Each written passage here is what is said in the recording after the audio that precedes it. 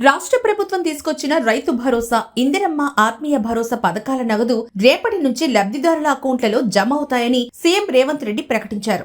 ఇవాళ ఆదివారం కావడంతో డబ్బులు జమ కావని, అర్ధరాత్రి 12 దాటాక అకౌంట్లలో జమ అవుతాయని చెప్పారు. సాగు ఖర్చులు పెరిగాయని, రైతు భరోసా నిధులు పెంచామని అన్నారు. తాము ఒకే విడతలో 2 లక్షల రుణమాఫీ చేసినట్లుగా సీఎం రేవంత్ రెడ్డి తెలిపారు.